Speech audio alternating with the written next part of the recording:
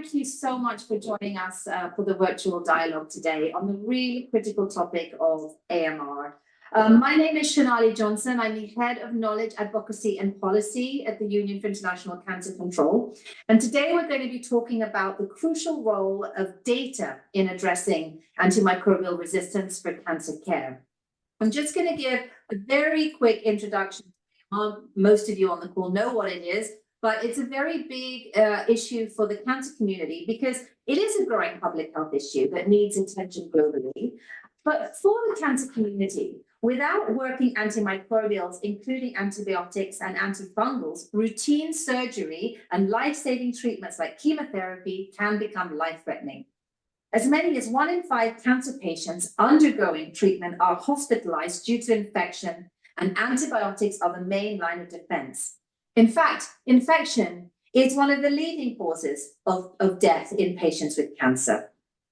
So we know that antimicrobials are a key and indispensable part of cancer treatment. And we know that the emergence of drug-resistant pathogens are seriously affecting cancer outcomes. But if we don't act now, all this progress that we are making in cancer treatment and care does risk being undermined. So what can we do? I mean, there are many things that we can do, but today we're going to focus on the importance of data as a crucial step towards setting in place effective interventions to combat AMR, and how data informs policy, strategies, and targeted actions. So just to summarize, in today's session, we are going to cover various tools and programs currently being employed to improve data collection and surveillance on AMR. We're going to highlight the need for stronger systems for surveillance, including data sharing. We're going to highlight the findings of the AMR and Cancer Consortium study on the impact of AMR on cancer care. Our panel members are going to share the critical work that they're doing to address AMR in these areas, and we really hope that we have time for a meaningful discussion on how we can address this problem, building on some of the experiences of our panelists, but also those participating in this.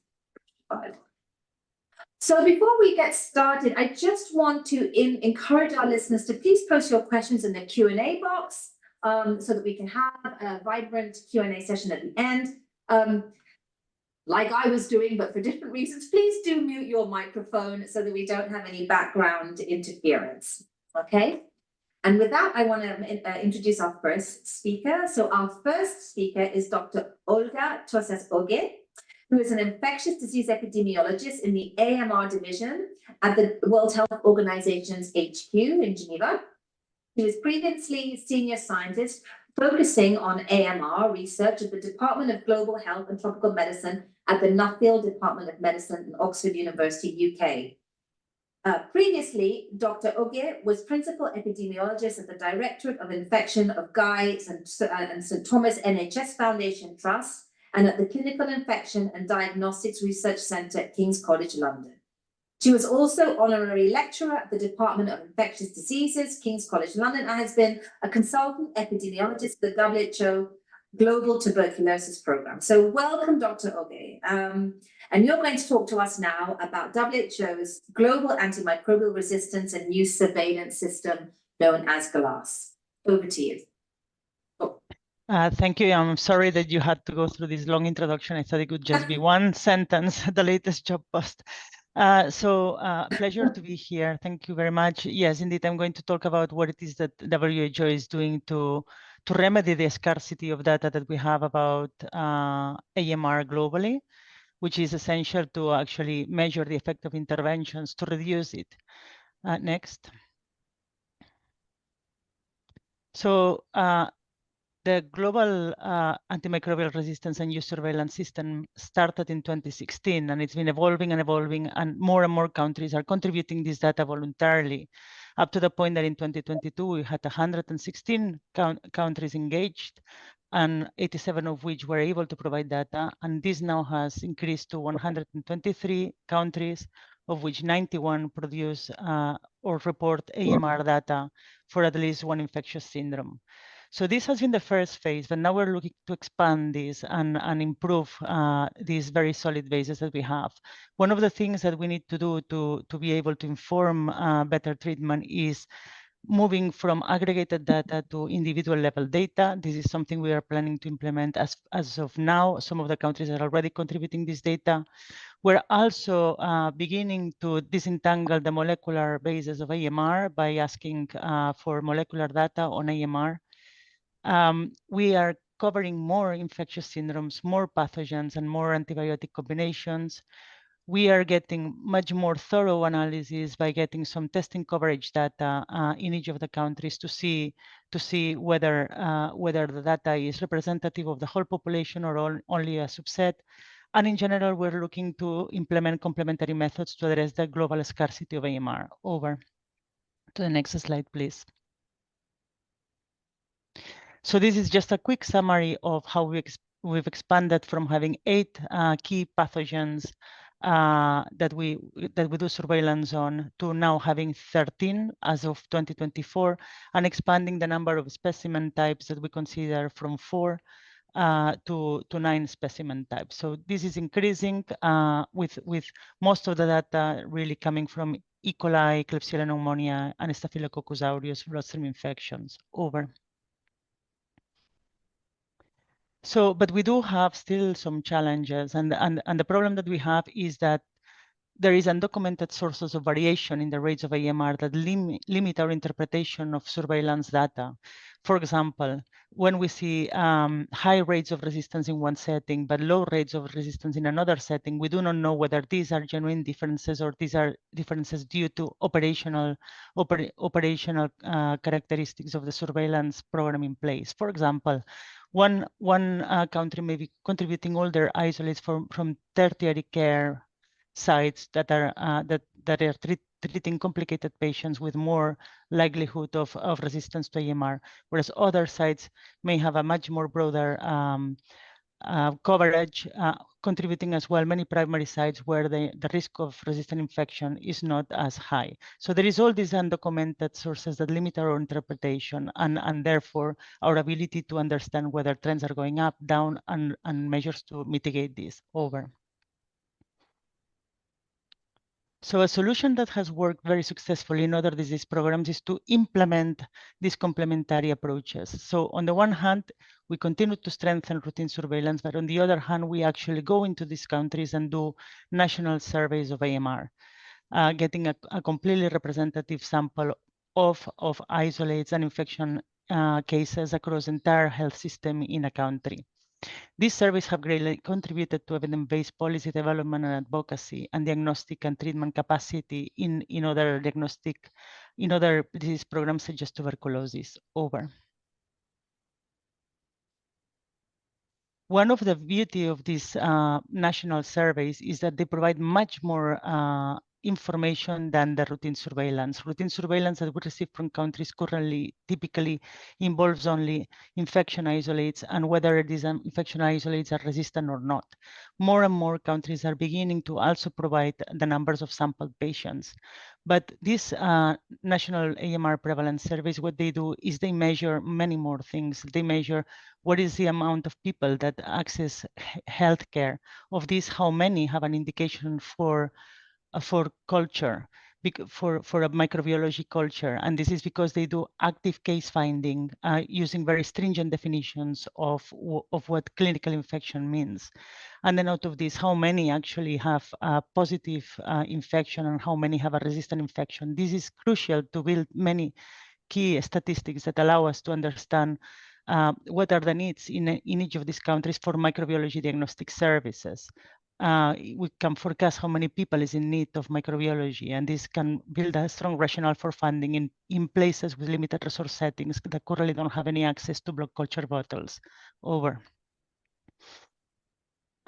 So we've just recently published high methodological principles for this type of surveys, which normally last no more than 12 months, and which involve, as I was saying, going into healthcare facilities and doing active case finding of cases with suspected infection and retrieving in a standardized way samples from these patients and ensuring and putting in place very quick sample referral models to ensure that all the hospitals in the survey have access to rapid microbiology diagnostic services. Over. So this is just to show you that we just don't pick these some hospitals and healthcare facilities in a manner that is a convenient sample. We always get, there is some rationale and some study design behind with sample size calculations. And what we do typically is the approach that we use for sampling healthcare facilities results typically in a subset of health facilities that is representative of all the sizes of health facilities in the country, from as little as 10 inpatient beds and very few admissions in a calendar year to the very big hospitals. And this gives us a very good representation of the infection risk at each level of the healthcare and its associated AMR. Over. This is one of the example surveys that we are doing right now. This is Rwanda. The Rwanda involves 35 hospitals across the whole country, and they are just shipping samples to one of four laboratories. And to make this possible, we use these special bottles that hospitals are able to incubate on site, and then they only need to ship the positive ones. And they have like a time of 12 hours to reach the lab. The typical sample size for these surveys is around 24,000 patients with indication for blood culture. Over. And you don't need to look at the details of this slide, but just to let you know that we are expanding this type of surveys to also consider the health and economic burden of AMR. And we do this by enrolling an infected matched cohort of patients in each of the facilities, and we compare the health outcomes of AMR patients with those of patients that have infection by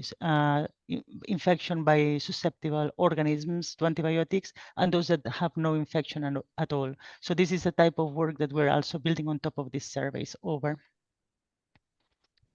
And as I was saying before, these surveys are really pivotal because they provide us with collection of infection isolates that are truly representative of the risk of infection across all levels of care, as I was mentioning before.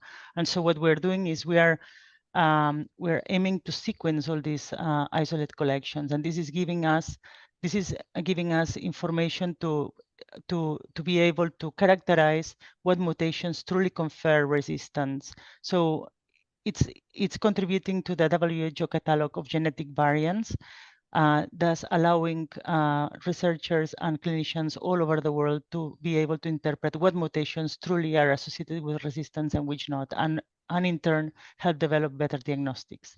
Over. Conclusions. We follow a two-pronged model in the new phase of GLASS to remedy the paucity of global data. Surveys to help are being used to help scale up comprehensive national representative studies addressing evidence gaps on antimicrobial use, health and economic burden of AMR, and the molecular basis of AMR. Combined, this data can inform on the health and economic advantages of interventions to reduce AMR. And the planning of this survey started in 2022, and some of the surveys have started, are starting in May 2024. And the high scientific and quality standards of this service ensures that the data that is produced is comparable within countries over time and between countries across the globe, thus allowing us to further interpret this data. Thank you very much.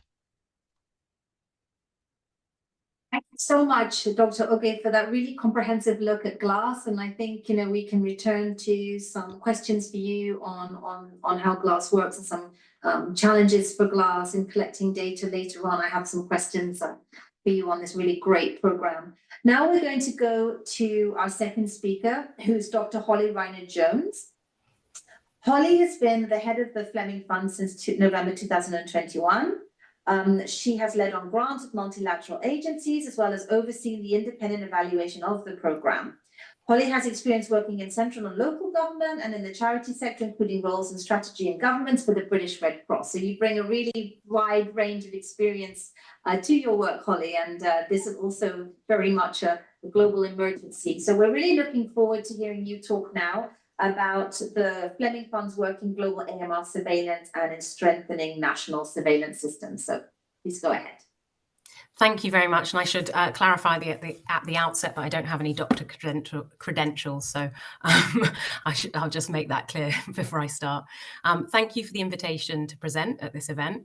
I'll be talking today about Fleming Fund support to the global AMR surveillance systems, but mainly focusing on the work we are doing to support strengthening of national surveillance systems. So next slide, please. If we don't act, it's predicted that up to 10 million people per year could die worldwide from drug-resistant infections by 2050, with a huge impact on the global economy. Up to 90% of those deaths will be in Africa and Asia.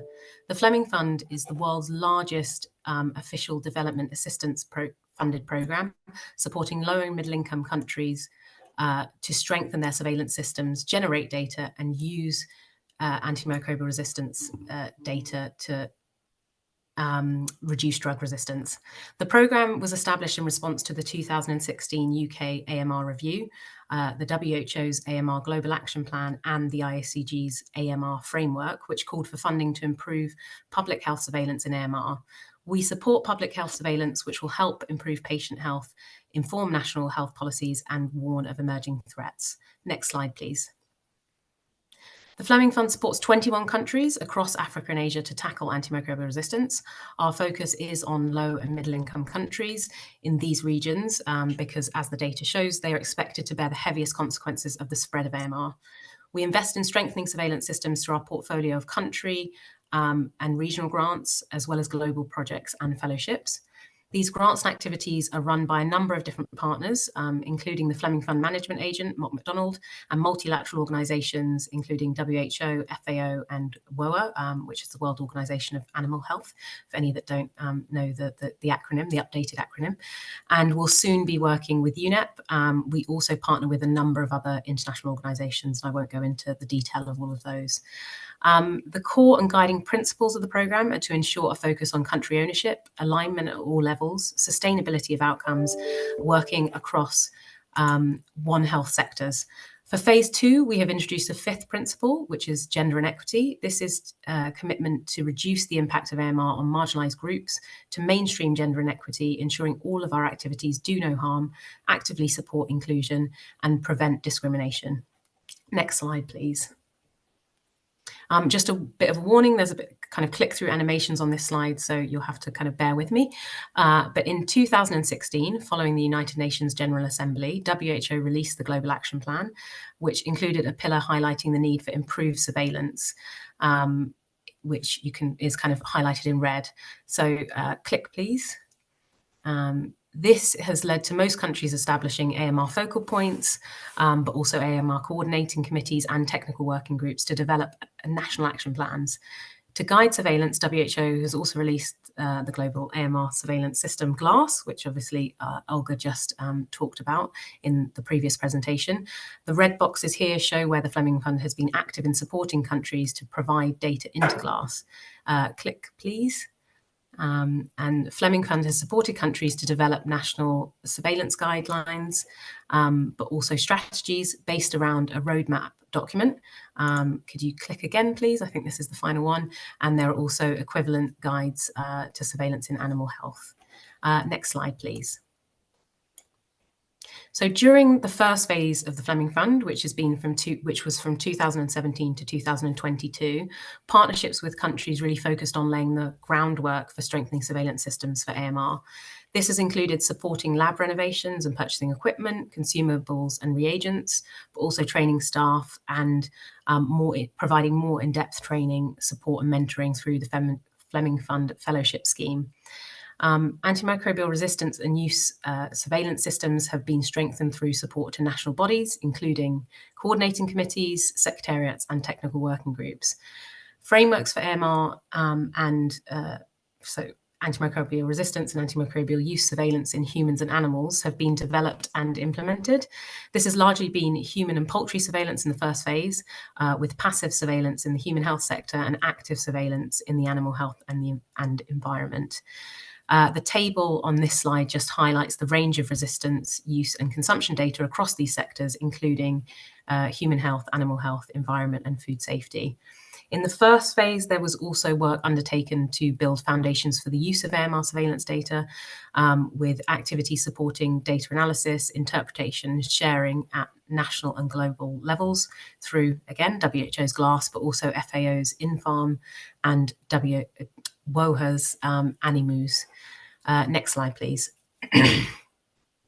This slide just reinforces that the Fleming Fund supports these activities through a portfolio of country, regional and strategic alignment grants and fellowships. I just wanted to apologise for the excessive use of niche acronyms on this slide. I can send follow-up details on it's particularly the regional grants that are in that third column. I can send follow-up details to anyone who is interested, because I appreciate that it's kind of a bit of gobbledygook at the moment. Next slide, please. So we have seen a number of challenges in the first phase of the Fleming Fund. Throughput capacity is higher than actual use in most of the Fleming Fund laboratories at the moment. There is work to do to really engage clinicians and practitioners to increase the demand for testing. The complexity and expense of creating bacteriology services means that we have had to balance the surveillance footprint that we're kind of supporting in countries with sustainability, which inevitably creates issues with the representativeness of the data. Building on the challenge of sustainability, there is a huge gap in bacteriology service provision for diagnostic services, but these are hard to maintain and sustain due to the costs involved. These services are often not included in hospital budgets or are underfunded, and expanding beyond a critical mass will saddle countries with unsustainable costs that they will be unable to cover once Fleming funding comes to an end. There are also specific country and contextual issues. Each country is different. As I said, we work in 21 countries, and it presents a combination of different political, resource, logistical, and human resource challenges in all of the countries where we partner. Just going to talk about the strategic shift. So we achieved a lot in the first phase of the Fleming Fund. It really set the foundations for the generation of quality data and analysis. And we're now in the second phase of the programme. So after securing an additional £190 million to continue to deliver the Fleming Fund programme for at least another 3 years, the emphasis is now on really ensuring that the data and the analysis produced are relevant to and accessed by key decision makers to achieve longer term goals. We've identified 5 strategic shifts, which we believe will help to address some of the surveillance challenges I've mentioned and support us to really achieve greater impact in tackling AMR. So the first is progress towards greater use of the data generated. We want to support the use of AMR surveillance systems and data produced so policymakers understand the extent of the AMR problem and can use the data for policy solutions. This will include supporting further costing and implementation of national action plans and working closely with governments to build a policy environment to act on the data that's actually being generated. We want to strengthen the collection of data that supports the economic and business cases for investment in AMR at country, regional and global levels. This will include continued investment in the assessment of burden of disease in humans and a greater focus on the collection of data on consumption and use of antimicrobials in agriculture and animal health to really underpin the analysis of the economics of antimicrobial use in these sectors. We are taking a new approach to animal health, working on targeted projects at a regional and global level, in addition to continuing to deliver through a kind of One Health approach. One Health, kind of repeating that point, is one of the underlying principles of the Fleming Fund, and is in this phase we're really looking to further develop the animal health and environment approach and reduce the human health bias which we've had to date over the kind of first phase of the programme in particular. Finally, we're undertaking further work to establish the importance of collecting data on substandard and falsified medicines in tackling AMR and directly supporting countries to collect this data. We're also considering support to countries for strengthening medicines regulatory capacity, which will increase their capacity to access antimicrobial use. Next slide, please. And this is the kind of final substantive slide. So what's next for the Fleming Fund? Although we've only really got phase 2 up and running over the last year, we're already planning and preparing for a third phase of the fund beyond 2025. We have an opportunity as we design the next phase to really consider how AMR data that countries are increasingly producing could be used to support cancer care, given the audience that I'm talking to today. So we are looking to consider options, including potentially working with national cancer centres in some partner countries to support strengthened surveillance and diagnostic services. Access will play a big role, as access to effective cancer therapy needs to go hand in hand with access to effective antibiotics. We know that access is increasingly at the forefront of the global agenda, and we're expecting this to feature heavily in the upcoming UNGA high-level meeting on AMR this September.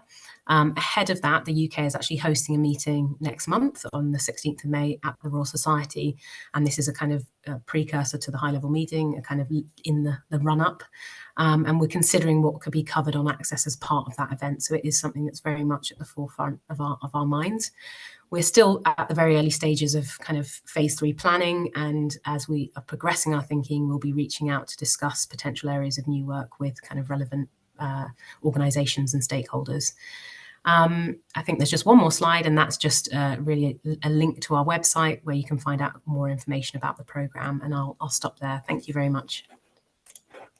Holly, thank you so much. Thanks so much for telling us about the Plumbing Fund. I found that really fascinating, and really happy to see also that the priority areas that you're focusing on, the list that you'd mentioned on One Health, data, etc., are also areas that UICC is really pushing ahead of the high-level meeting. So I'm so glad that we're all aligned on the key messages. So thank you.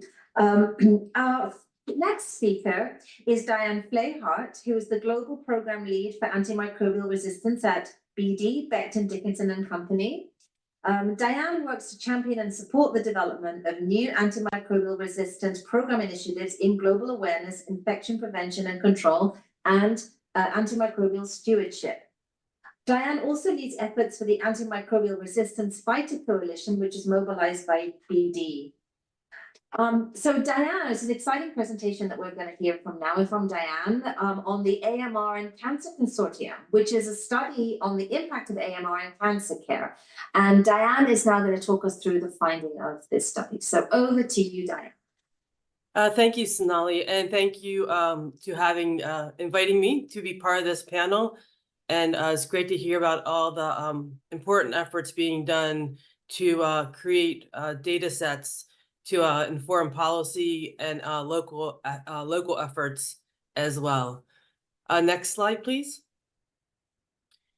So when we're looking at AMR rates, we definitely know that they're increasing.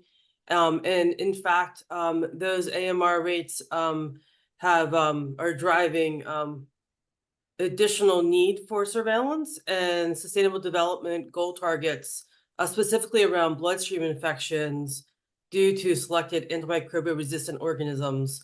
So there's an awareness that there's a need, that additional data is needed. Next slide.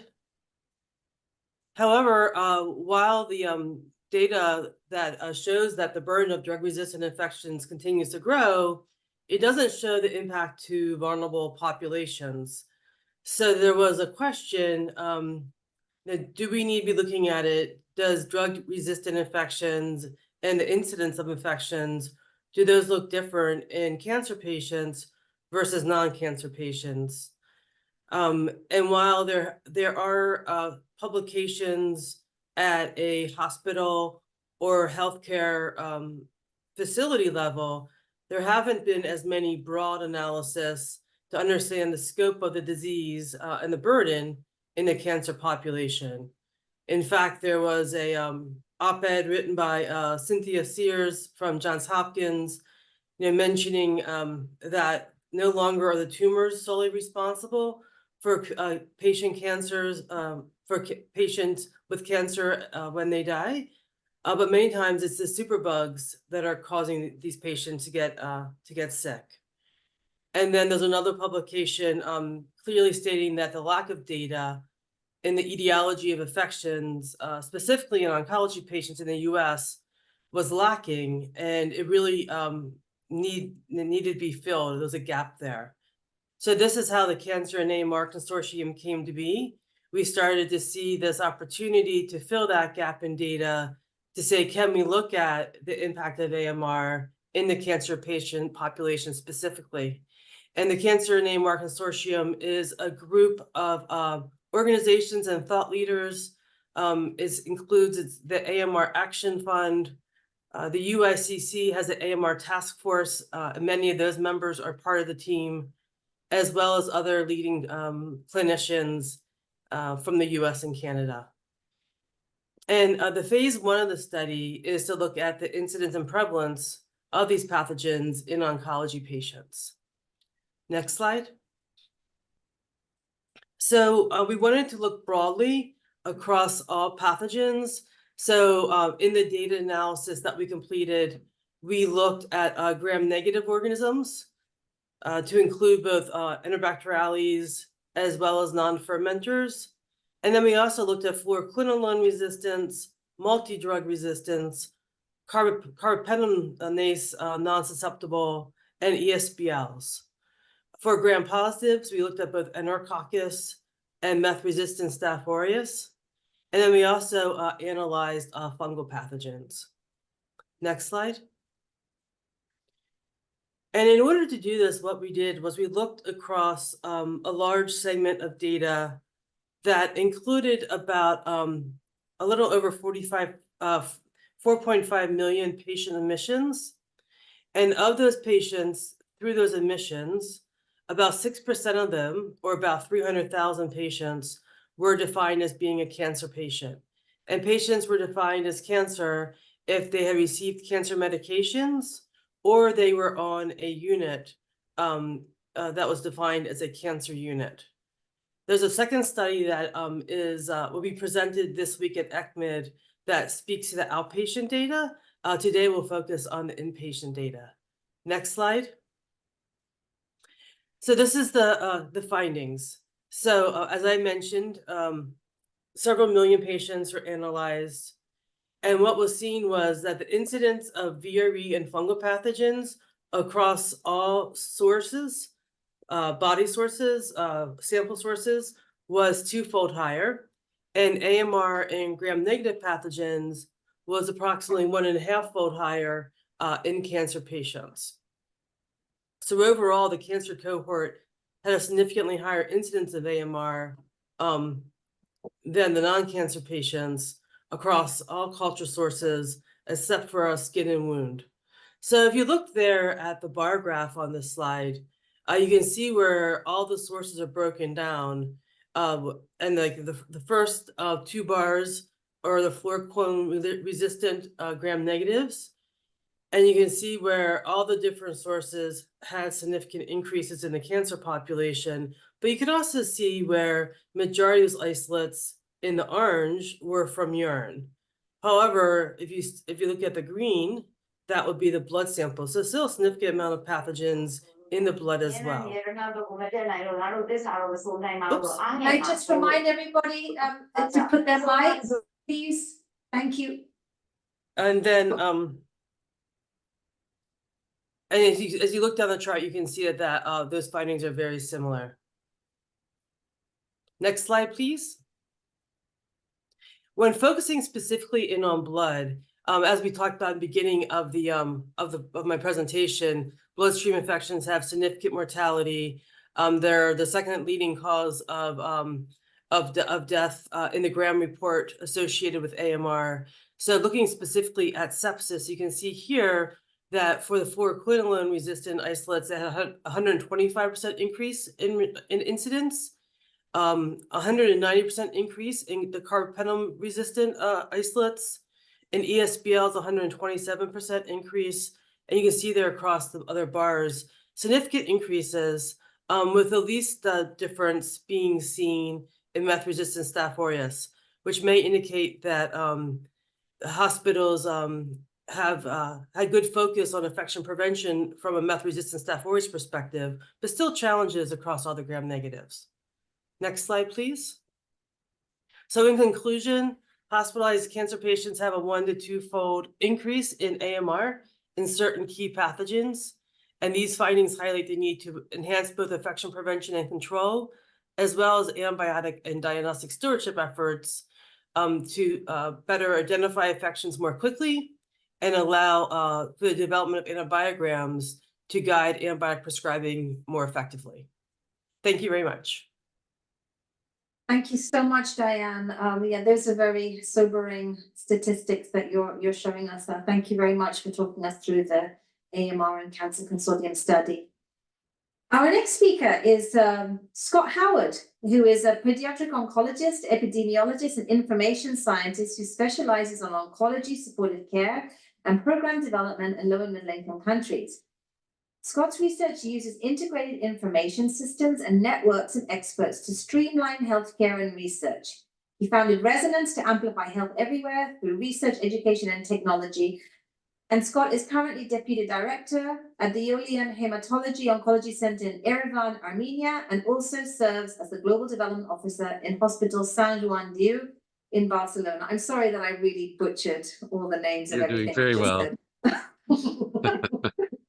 Over to you, Scott. Thank you so much for inviting me, and thank you for putting me last so I could be totally inspired by the first speakers. I want to talk about how to sort of combine many of the efforts that are being conducted right now, from GLASS all the way to the Becton Dickinson Hospital Network. Next slide, please. And here is a situation that happened in Honduras. A new mother had her baby and then was diagnosed with leukemia and developed a bacterial infection, E. coli here. And you see the all those S's: sensitive, sensitive, sensitive, sensitive. So she was very fortunate and had no problems. And if we could go to the next slide. I wanted to emphasize this idea of how important antimicrobial resistance is in cancer care. And I like how several of the speakers mentioned that patients actually die of resistant organisms. It turns out far more common than that is for a patient to get a terrible infection, and it takes weeks or even months to finally clear the infection. And then the cancer therapy has had to be suspended and delayed, and the patient actually dies of relapsed cancer. But the relapse was actually due to antimicrobial resistance. The extreme case of this, it was documented in myeloid leukemia before the existence of voriconazole as an antifungal therapy. It used to be many patients would get fungus aspergillus in their lungs. In Memphis, Tennessee, where I practice, it's a very humid environment, lots of black mold, similar to many parts of Asia, Africa. So I'm not alone in this problem. There's many patients who are affected by aspergillus mold. And the aspergillus mold is very sensitive to voriconazole, but not sensitive to amphotericin. So before the existence of voriconazole, we would treat for week after week, month after month with amphotericin, multiple surgeries to remove these balls of fungus and try to keep the patient alive until they could get their next chemotherapy cycle. So many times they were delayed, and the survival before voriconazole was 50%. The survival after voriconazole with the same chemo was 70%. But in the database, it didn't show 20% death from voriconazole, from fungal infection. It showed 20% more relapse, because very rarely did a patient actually die of the fungal infection. They almost always died of relapsed cancer from lack of dose density in their treatment. So antimicrobial resistance is not just important to cure infections, it's also important to cure cancer. Next slide, please. But what I have noticed as an information systems person, as the medical information officer in a couple of hospitals, is that people don't like to enter data, and people don't like to analyze data. Anything that involves data is inherently unpleasant and difficult and costly. Just as we've heard, the Fleming Fund, everybody is drooling to get 119 million pounds for a 3-year program. But in fact, this resource disappears really quickly once you start getting the technicians and data entry coordinators and analysts, and it's amazing how quickly things can disappear. So, oh yeah, thank you, Dr. Das. So the idea was how can we integrate several of these information systems so that in the process of taking care of the patient, we generate downstream data assets that can serve many of the goals that we've just heard about. But at the same time, the data is generated upstream where it can actually impact that very patient's life. Because if you recognize antimicrobial resistance in that individual at the time it's happening, you can intervene with the right antibiotic, if possible, and hopefully cure their disease and then cure their cancer after that. But if you recognize it later downstream in an analytics project, then it's not quite as satisfying, because you gain information, but you don't help those individuals who are affected by the antimicrobial resistance. Next slide, please. And everything I know about antimicrobial resistance, almost all of it I learned from the group that's just presented and from UICC. And it was partly because of these discussions that we were inspired to create an automated antimicrobiogram generator. When I went to started work in the hospital in Yerevan, Armenia, I asked to see the antimicrobiogram. And as it must, it has a date on the top. And it was, let's just say, from a little while ago. And I asked, hey, what is the policy? How often are we supposed to update this to follow our own policy? Because it's people have different policies, but at least we could follow our own policy. And it turns out the policy was every 2 years to update the antimicrobiogram. And let's just say it had been quite a bit more than 2 years.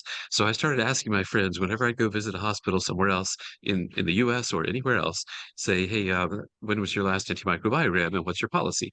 And almost everybody has a similar policy, 2 years, and almost everybody doesn't follow their own policy.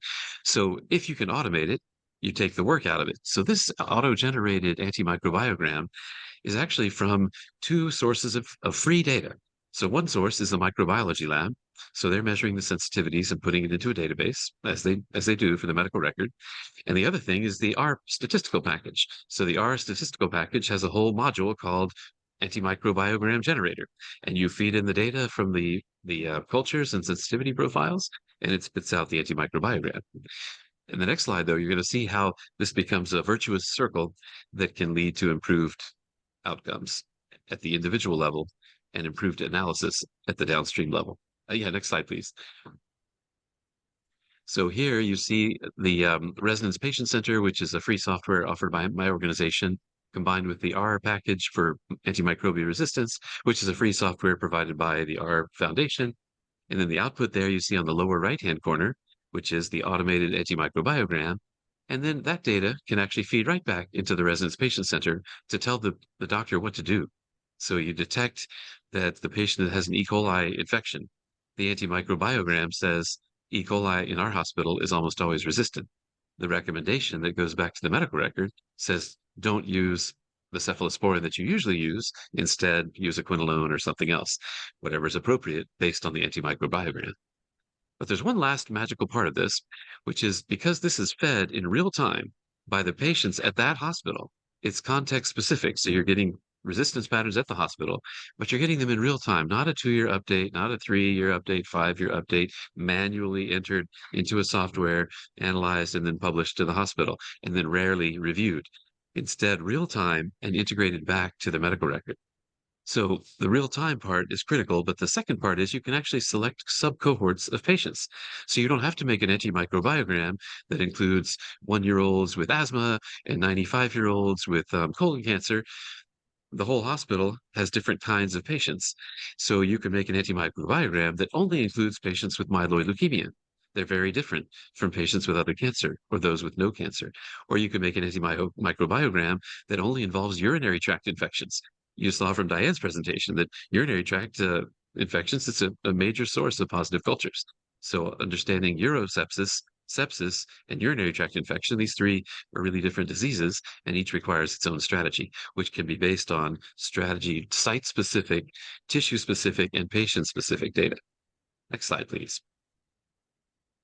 So the final call, the plea that comes to me from everybody who says, you want me to collect more data. I already collect data to send to this group and that group and the other group. And now I got a new grant I have to send to a 4th source. And now the government wants this report, a 5th source. Now my hospital administration, a 6th source. So people can spend their whole day just collecting data. So imagine you have a clinical trial in purple. You have to collect demographic data and toxicity data and outcome data. And imagine you have a cancer registry, collecting demographics and diagnosis and treatment and outcomes in the orange there. And imagine then you have an antimicrobial resistance database in green, collecting some of this. Wouldn't it be better if all 3 of those were the same database? And so if the antimicrobial resistance team arrives first, all the green is already in there for the purple and the green teams, or the purple and the orange teams. If the purple clinical trial people arrive first and that patient enrolls on a trial, all the data is already there for the other downstream, the other stakeholders. So a single source of data that can feed the data needs and the information needs of all the other stakeholders. So everyone contributes to the data asset, everyone benefits from the data asset in real time. Next one, please. So I will finish with the idea of access. And I'm so thankful that, Holly, that you talked about this and that it's a major focus.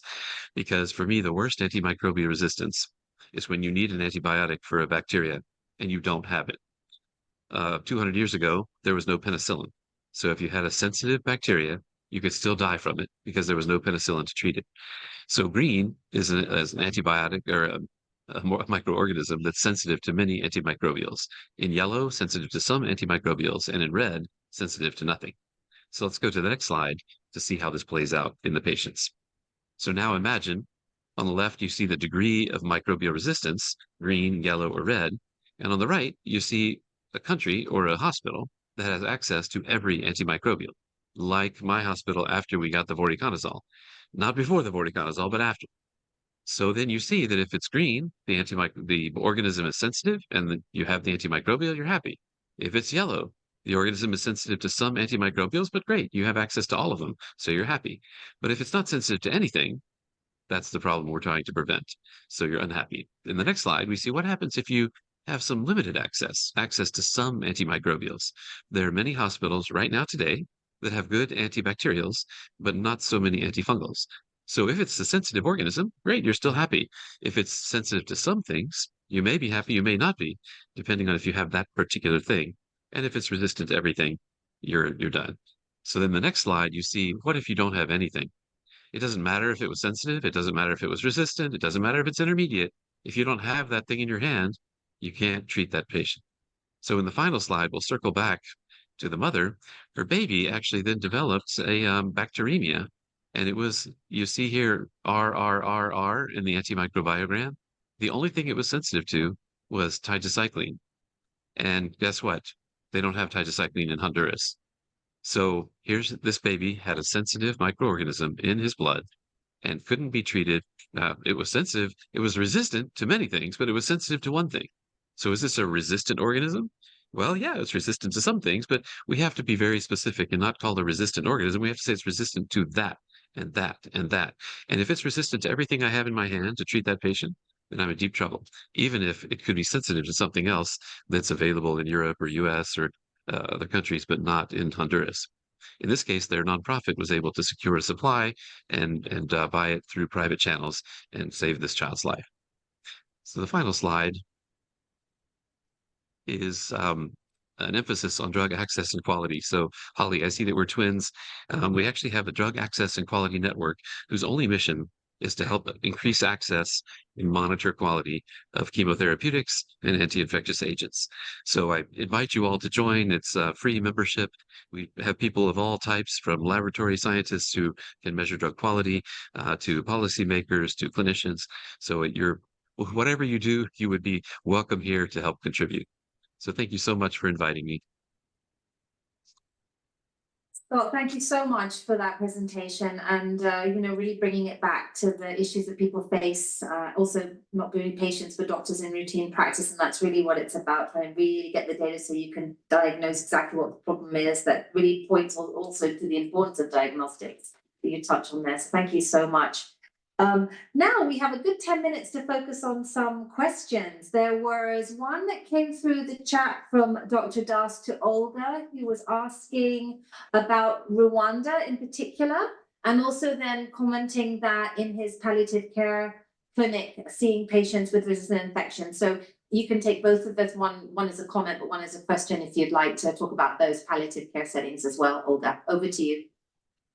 Sure. So of course, Rwanda is not the only country where we are piloting this type of activity. We do consider some stringent criteria. For example, what is the added value of survey results? So we need to focus on settings where routine surveillance data are not available or are very poorly informative, where there is a scope for significantly improving the diagnostic stewardship in hospitals, where the public health data is suggestive of added value, no? For example, in places where we have high child mortality, etc. So these are all components when deciding to where to start the pilots, but it is also about feasibility, right? So the chances of success of actually completing this survey. And so this depends very much on the commitment and the leadership of the national authorities, there being some laboratory infrastructure. Usually we have to actually set up rapid referral networks, which hopefully are sustainable after the survey, yeah? So we help build capacity for sustainability. But these are some of the considerations. Would anyone like to also talk about the different settings of AMR? You know, I'm looking at you, Scott, on the palliative care side of things. Well, we see it in different healthcare settings. Any, I don't know, any points there around? I mean, presumably the data collection can happen anywhere, palliative care settings, hospitals, anywhere. So, in either of the hospitals that you work with, do you see the antimicrobial being used in those settings as well, Scott? Yeah, this is a great question. So for a patient who's on palliative care, one of the worst mistakes that we oncologists often make is to aggressively treat their infections. Death from infection is typically far less painful and morbid than death from cancer, which can be very, very painful, very hard to palliate. So in a patient who's actively dying of cancer and on a palliative service, I would favor actually not doing any blood cultures or any blood tests. And if they get an infection, then that's an opportunity to die of a painless proximate cause. Obviously, the death cause is cancer, but the immediate cause is not progressive cancer that is really painful and difficult, but instead a usually often painless infection that can sometimes take their life very quickly. So for me, palliative is a setting where the only reason to do any cultures is to protect the patient from spreading a disease to others. But really, usually they're isolated in their room, so that's not an issue. So again, I would favor good hand washing and no diagnostic testing whatsoever, and no therapy except symptom management. But I love this question, and thank you all for turning on your cameras. That's so nice of you. I really prefer these meetings if we see our faces and can make a connection. Okay, thank you so much. All right, well, let me go to the question also around that builds on what Olga had talked about on the systems, sort of strengthening surveillance. So this is to you, Holly. What criteria does the Fleming Fund use to prioritize countries for support in strengthening their national surveillance systems for AMR? Yeah, so we selected the original 21 countries based on a number of different criteria. I think firstly, we really focused on geographic regions, and we were looking at sub-Saharan Africa, South Asia and Southeast Asia, as this is where we were kind of seeing the highest rates of AMR, but also little support or funding to actually address the problems. Partner countries needed to be eligible for official development assistance funding, which is the funding that the Fleming Fund has. So countries that are defined as developing on the OECD DAC list with a focus on low and middle income countries. We also had to avoid kind of conflict areas, conflict affected areas and fragile states, just given the nature of the work that we were looking to do. And that led to an initial list of, I think it was 32 countries, of which we had originally selected 24 as kind of priority countries based on operational characteristics, really. So things such as availability of a national action plan, that was key. The ability to actually operate in country and support from national governments. You know, they had to be bought into this and feel that this was a worthwhile endeavour. So it was that kind of range of criteria that we used to identify the initial countries that we're working with. Thank you very much for that. Okay, I'm just looking at my sort of scribbling down some questions here, but so Diane, you'd mentioned improved infection prevention and control and stewardship as actions to take from data. But what do you see as you hope to happen from the collection of the impactful data, for example, the AMR and cancer consortium study? What do you see as the next steps for that? Yeah, thank you for the question. So two things. The first one is that we hope that this data set that I shared today was based out of the US, was across about 168 hospitals in the United States. So it would be great to see this study completed in other regions and other countries, so we can also understand the impact in different settings. So I think it's important as we gather data, we gather it globally. And understand that impact.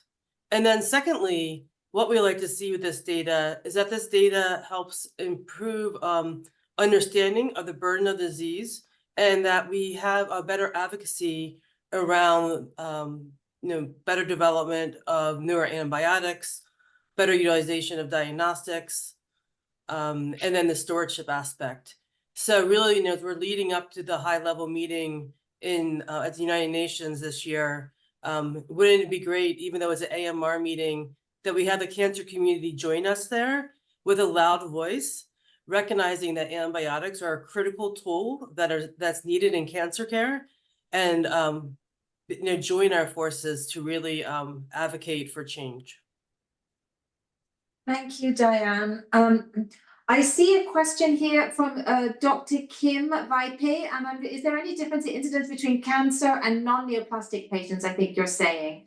So you're talking more about the incidence in hospital. Can you ask the question directly so we understand exactly the context that you'd like to hear the response and to whom you'd like to ask this question? Dr. Kim. Yeah, yes. Hello, Go good ahead, evening. Dr. Kim. Yeah. Go Yeah, ahead. oncology is basically based in a big hospital in northern part of India. We see so many fungal infections. They usually is aspergillus and also mucor. Many of the patients die with the disseminated fungal infection because of vascular invasion. We do talk about the antimicrobial, resistant group, but fungal infection per se also is very important superadded infection, especially in developing countries, because these are rampant, because they are there in the environment. Definitely community acquired microbiological infection also is very important, and those are the ones which are resistant to drugs. And so I just like to know the opinions of the speakers. What do they feel about, and is there any difference between neoplastic and non-neoplastic patients in the incidences of both bacteria and fungal infection? Okay, thank you, Dr. Kim. Scott, you look like you want to answer that. Go ahead, Scott. Yeah, and I learned a lot of this from Diane and her team when they did the analysis in the US. It's the same exact issue, which is you have all these cultures from people in a hospital, and very different if they're coming out of ICU, a month in the ICU, if they've been on a ventilator, if they have an AML versus some solid tumors that are the treatment is less myelosuppressive. So it's really, really different. So different. Or somebody coming to imagine all the people in a hospital, somebody comes with pneumonia. They're coming from the community, maybe a rural area where there's not a lot of resistant organisms. So it's very different. And this is why I really personally favor an adapted antimicrobiogram where you say, give me all the myelosuppressed people, AML and bone marrow transplant, and give them my antimicrobiogram for them. And it's going to look really different. And it changes what you do. Once you have the culture in your hand, you know what to do. But until that, usually it's a couple days in most places before you have the sensitivity. So what to do in those couple of days? That's when you actually save their life or end up in the ICU. So having real-time access to an antimicrobiogram that is adapted to that person's situation. So you say community person with community-acquired pneumonia, this antimicrobiogram is suitable for them. All the other people who had that same community-acquired problem. Meanwhile, a cancer patient who's been hospitalized, like in Diane's team, actually looked at people who were hospitalized in the last 7 days, 14 days, 30 days. If they'd already been hospitalized, they pick up some resistant organism, and then that can be the cause of their infection when it invades into the bloodstream. So I love your question. It's exactly what this group here is trying to do for you, for all of us, is to adapt it to the specific type of patient. Thank you. Thank you so much. Any last words from anyone? Olga, any words from WHO on the surveillance system, on what you see are the next steps and how the cancer community can get more engaged? The last thought. I think that this idea of Scott that Scott is presenting, I think that is brilliant and very, very helpful and revolutionary. And in fact, this is exactly what WHO is trying to actually do, but at the population level. So creating some evidence for choosing what may be the best antimicrobial given the lack of access to microbiology. But not only that, we actually need to find out or need to demonstrate that there is actually benefit to accessing microbiology in the first place. So that is also our point. The point of this data that we're trying to generate is to make a business case that we should have microbiology accessible to all, with AST accessible to all. Wonderful. Thank Well, you. thank you so much for those words. And we are at the end of our virtual dialogue. Thank you so much. As you always, it feels like such great information and getting into discussion, and then we have to end. We understand we all have busy days, and I want to thank you so much for giving your time to us, especially to our speakers. Thank you very much. All the Thank best you. to you. Bye-bye.